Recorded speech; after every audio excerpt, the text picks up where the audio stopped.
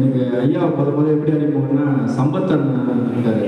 அவர் என்ன பண்ணாரு, இனிய உதவின்னு ஒரு புக்கு வாங்கி கொடுத்தாரு. ஒரு 2010 நினைக்கிறேன். அப்பலேருந்து அதுக்கப்புறம் தொடர்ச்ச ஒரு 7 வருஷமா அந்த புக்கை வாங்கி படிப்பேன்.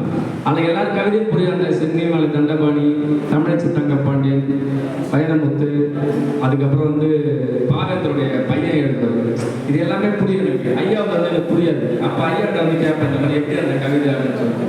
அவர் அப்போ சொல்ல ஒரு ஆழமாக படிக்கணுமா நிறைய எழுதிப்பாரு. அதுக்கப்புறம் தான் நான் அதை தொடர்ச்சியாக படிச்சுட்டு இருந்தேன். அதுக்கப்புறம் சென்னையில் 2 இடம் பார்த்தேன். ஐயா அப்புறம் பாண்டிச்சேரியில் பார்த்தேன்.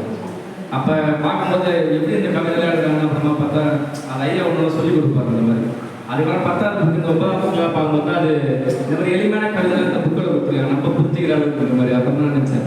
அதுக்கப்புறம் வந்து இப்போ அவர் எப்படி இந்த ஒவ்வொருத்தருக்கு ஒன்று கற்றுருந்துருக்காரு. இப்போ பாப்புலர் கற்றுருக்காரு, ஷெல்லிக்கிட்ட இருந்து கற்றுருக்காரு. இந்த மாதிரி ஒரு பேர் லாவல்ஸ்ன்னு சொல்லுவாங்க. அந்த மாதிரி ஒவ்வொருத்தராக வந்து அவர் உருவாங்கி ஒரு மக்களுக்கான ஒடுக்கப்பட்ட ஒரு மக்களுக்குன்னு சொல்லலாம். இந்த சீன புரட்சி, ரஷ்ய புரட்சின்னு சொன்னாங்க. இப்போ 100 பூக்கள் மலரட்டுன்னு சொல்லிட்டு சீனாவில் மாசத்துன்னு சொன்னார் இல்லையா. ஒரு புரட்சிக்காக, அதாவது ஒரு விஷயத்தை பரப்புறதுக்காக சொன்ன மாதிரி அவர் ஒவ்வொரு கவிஞருக்கு ஒரு விஷயத்தை எப்படி பரப்பணும், நாட்டில் நடக்கக்கூடிய ஒரு பிரச்சனை, ஒரு இளைஞர்கள் நடக்கக்கூடிய பிரச்சனை, ஒரு சர்வதேச பிரச்சனையை கவிதையில் எப்படி ஒரு துப்பாக்கி முனைக்கு நிகரான ஒரு வரிகளை வந்து அதை வச்சிருப்பாரு. ஒவ்வொரு முறையும் வந்து ரொம்ப ஆழமாக இருக்காது, என்னால் புரிஞ்சுக்க முடியல. உன்னோட கேட்டு தெரிஞ்சு வைப்பாரு. ஐயா கிட்ட அதை பற்றி நிறையா கேட்டிருக்கேன். அதை எப்படி சொல்கிறதுன்னு தெரியல. ஐயாவுடைய ஆழ்நிலங்களில் வந்து நானும் பங்கெடுத்து இருந்துச்சு, வார்த்தை வரல.